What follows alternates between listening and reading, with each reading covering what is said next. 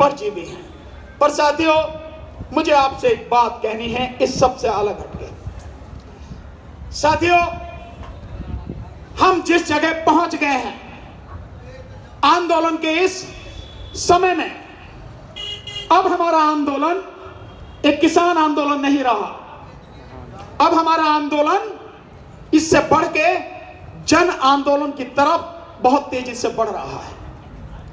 कल तक इसमें केवल किसान शामिल थे, मजदूर भी शामिल हुए। आज इस आंदोलन में और भी लोग धीरे धीरे धीरे धीरे शामिल होते चले जा रहे हैं।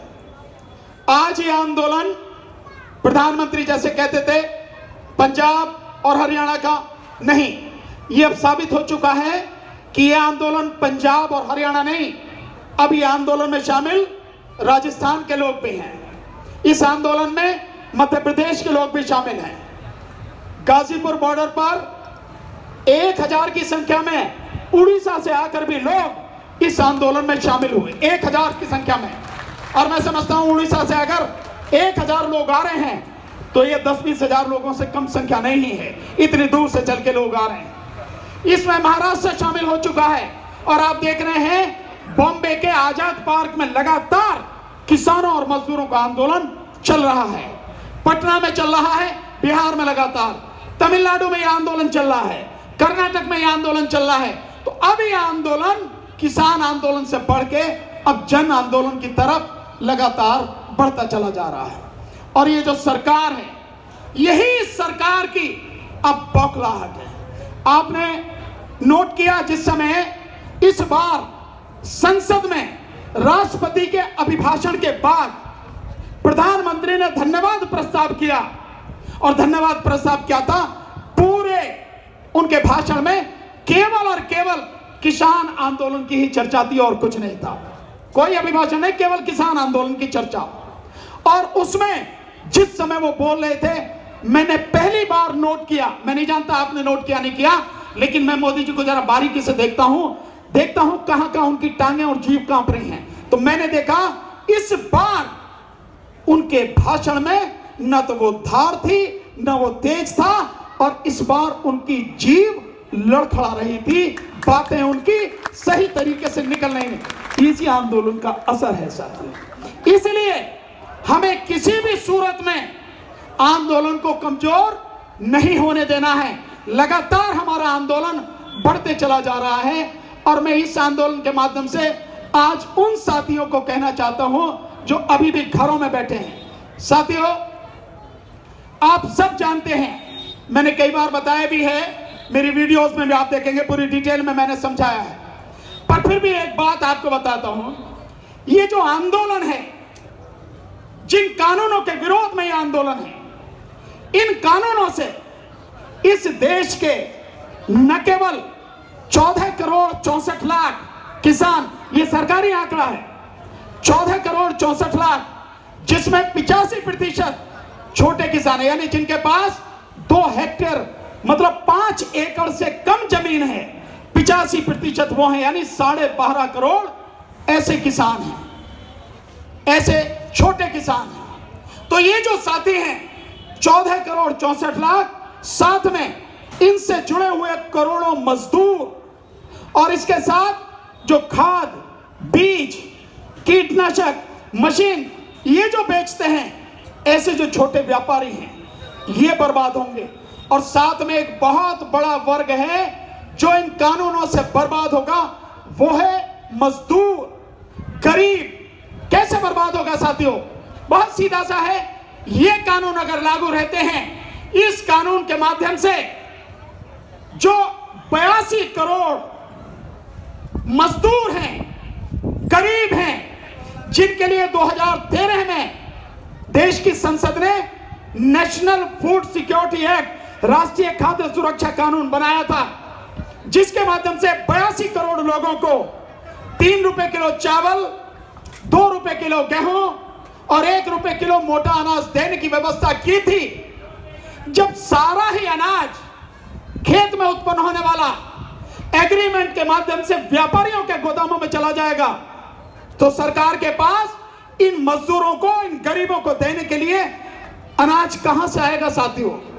नहीं आएगा ना, क्योंकि सारा अनाज तो व्यापारी के गोदाम में चला गया। तो सरकार के पास खरीदने के लिए क्या बचेगा? कुछ नहीं। सरकार चाहती भी यही है, क्योंकि 2017 में नीति आयोग, जो इस पहले योजना आयोग था अब नीति आयोग है, नीति आयोग में सरकार के सलाहकार जो हैं उन्होंने कहा था कि सरकार को किसान सब्सिडी से और एमएसपी से बाहर निकलना चाहिए। तो साथियों, जब वो बाहर निकलेंगे उसी के लिए कानून बनाया गया है, किसान के साथ साथ मजदूर को तबाह करने के लिए। तो जब सारा अनाज व्यापारी के गोदाम में चला जाएगा, स्वाभाविक रूप से इस देश के जो 82 करोड़ मजदूर हैं, जिनके लिए 5 लाख राशन की दुकानें खोली गई हैं, उनके लिए सरकार के पास अनाज नहीं होगा। तो किसान के साथ साथ ये 82 करोड़ गरीब लोग भी तबाह हो जाएंगे, खत्म हो जाएंगे। इस तरह से ये जो कानून है इस देश के लगभग 120 करोड़ लोगों को पूरी तरह से तबाह कर देगा। अब मैं उनके विषय में बात कहना चाहता हूं जो लोग अभी भी घरों में बैठे हैं, जो दुकानदार हैं, कैसी भी दुकानें करते हैं। जैसे ये दुकानें खुली हुई हैं, आप जाइए, लाखों नहीं करोड़ों की संख्या में बाजारों में इस देश में दुकानें हैं।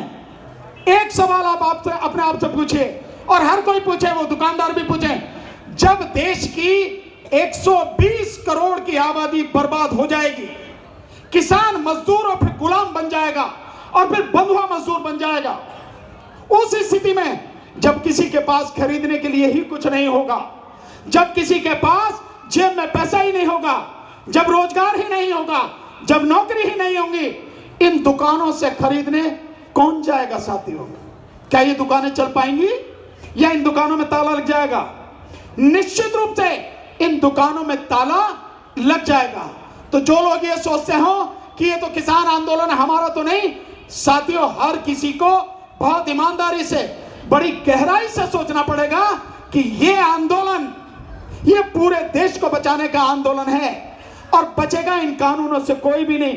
किसान भी मरेगा, मजदूर भी मरेगा, और इस देश का गरीब और इस देश का व्यापारी, हर कोई तबाह होगा। इसलिए इस आंदोलन में हर किसी को भाग लेना चाहिए, हर किसी को साथ देना चाहिए। इसलिए साथियों, मैं बार बार कहता हूं मन से, क्योंकि मुझे लगता है कई बार लोग भूल जाते हैं। हालांकि शुरू में बहुत बढ़िया तरीके से हमने इस पर अमल किया, और अभी भी हमें इस पर अमल करना चाहिए साथियों। और वो क्या बात है, मेरा बार बार हर किसी से कहना है, जो भी व्यक्ति है हफ्ते में एक दिन इस आंदोलन के लिए निकालना चाहिए, इस आंदोलन में आना चाहिए, यहां आके अपनी उपस्थिति दर्ज करानी चाहिए। कोई कहे कि मेरे पास समय नहीं, हर किसी के पास समय है। हम कितने ही दिन टीवी देखते रहते हैं, कितने ही समय मोबाइल चलाते रहते हैं, ताश खेलते रहते हैं, इतना समय हमारा बर्बाद होता है। इसलिए अगर हम देश को बचाना चाहते हैं, हर किसी को हफ्ते में एक दिन यहां के लिए निकालना चाहिए। चाहे तो सिंघू बॉर्डर पर जाए, चाहे वो टिकरी बॉर्डर पर जाए, चाहे वो गाजीपुर बॉर्डर पर जाए, चाहे शाहजहांपुर राजस्थान बॉर्डर पर जाए, और चाहे वो पलवल बॉर्डर पर जाए, कहीं भी जाए, जिसकी जैसी स्थिति हो, लेकिन आंदोलन के लिए समय हर किसी को निकालना चाहिए साथियों। दूसरा, हम लोगों ने, किसानों ने एक जो आह्वान किया है, बहिष्कार का नारा, यह बहिष्कार का नारा हमारी सबसे बड़ी ताकत है साथियों। इसे भूल नहीं जाना। आंदोलन में आने के साथ साथ अंबानी का, अडानी का और लाला रामदेव का, इनके जितने भी उत्पादन हैं, इनका पूरी तरह से बहिष्कार हम लोगों को करना है। चाहे हम अपने रिश्तेदारों को, हमारे जानकारों को, हमारे पहचान वालों को फोन ही क्यों ना करना पड़े, चाहे हम कुछ भी करें, लेकिन उनको सबको बताना है कि अंबानी, अडानी और लाला रामदेव के जितने उत्पादन हैं, इनका बहिष्कार करना है साथियों। अंबानी का आप बहुत आराम से जानते हैं, अंबानी के कितने ही स्टोर हैं, Reliance digital, Reliance fresh, Reliance smart, इस तरह से जितने हैं, बिग बाजार जितने भी हैं, रिलायंस डिजिटल, रिलायंस ट्रेंड करके हैं, कितने ही हैं, ये सारे के सारे हमें उनका बहिष्कार करना है। साथ में ये जो इनके जियो का सिम है, सिम अगर पोर्ट नहीं होता है, दूसरे में नहीं बदलता है, कोई चिंता नहीं, उसे निकाल के फेंकिए और उसकी जगह नया सिम लीजिए, लेकिन पूरी तरह से इनका बहिष्कार कीजिए साथियों। साथ में रिलायंस के जो पेट्रोल पंप हैं, वहां से डीजल, पेट्रोल पंप, पेट्रोल कुछ भी भराने की जरूरत नहीं है। बहुत से पेट्रोल पंप हैं, आप वहां से डीजल अपनी मोटरसाइकिल में, स्कूटर में, कार में, जीप में, गाड़ियों में, किसी में भी भरवा सकते हैं, कहीं से भरवा सकते हैं। लेकिन ये लोग, क्योंकि इनकी दुकान पर ताला लगना बहुत जरूरी है। जिस दिन अंबानी, अडानी और लाला रामदेव की दुकानों पर ताला लग गया, आप समझ लीजिए उसी दिन मोदी जी घुटनों के बल नीचे बैठ जाएंगे, उसी दिन हमारी जीत हो जाएगी। इसलिए इनका बहिष्कार बहुत जरूरी है साथियों। तो अडानी के जैसे पेट्रोल पंप हैं, अडानी के गैस के पंप भी हैं, मत वहां से पेट्रोल भरवाइए, न डीजल भरवाइए, न ही गैस भरवाइए।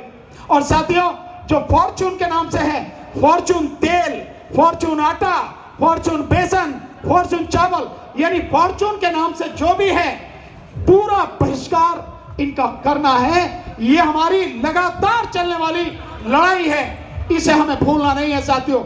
आने के साथ साथ अगर कोई नहीं आ सकता है, घर में बैठ के आप सामान लेने जाते हैं, इनका मत लीजिए, किसी और का लीजिए, केवल इनका मत लीजिए। इनका बहिष्कार करना बहुत जरूरी है। और साथ में जो लाला रामदेव है, मैं उसे बाबा नहीं कहता, वो बाबा नहीं है, अब व्यापारी है, वो विज्ञापन करता है, नमक और तेल के विज्ञापन करता, तो वो लाला रामदेव है, अब बाबा नहीं है। इसलिए लाला रामदेव के जितने उत्पादन हैं, चाहे पतंजलि के उत्पादन हो और चाहे रुचि सोया उसका तेल है। एक रुचि सोया की बड़ी मजेदार कहानी है साथियों, सुन के आप देखेंगे कि लूट किस तरह से हो रही है। ये रुचि सोया कंपनी 1885 में बनी थी, 1885 में, 1985 में, और 2017 में इस कंपनी को दिवालिया घोषित कर दिया गया। 12,000 करोड़ रुपए बैंकों का लोन है, 12,000 करोड़ रुपए, और दिवालिया घोषित करके जो सरकार ने एक एनसीएलटी जगह बना रखी है, उस एनसीएलटी में दिवालिया घोषित करके 4,350 करोड़ में लाला रामदेव ने इस कंपनी को खरीद लिया। 4,350, बैंकों का 12,000 करोड़ कहां गया? भाड़ में। बैंकों का 12,000 करोड़, उसका कोई पता नहीं। और 4,350 करोड़ में बैंकों से दोबारा लोन लेके ये कंपनी खरीद ली गई। रुचि सोया ये कंपनी तेल बनाती है, इसलिए इनका बहिष्कार करना है। साथ में एक चीज और करनी है साथियों, मैं बार बार कहता हूं इस बात को,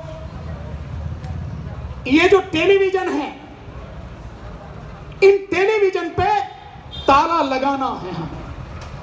क्यों लगाना है साथियों? कभी सोचा आपने?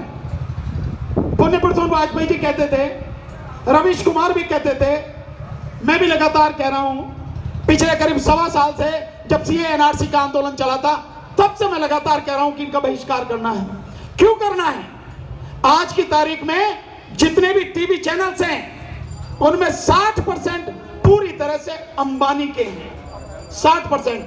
आप टीवी में देखते हो, कलर टीवी आता है, कलर्स करके आता है ना, Colors Marathi, Colors Punjabi, Colors Odia, ये सारे के सारे अंबानी के हैं, रिलायंस के।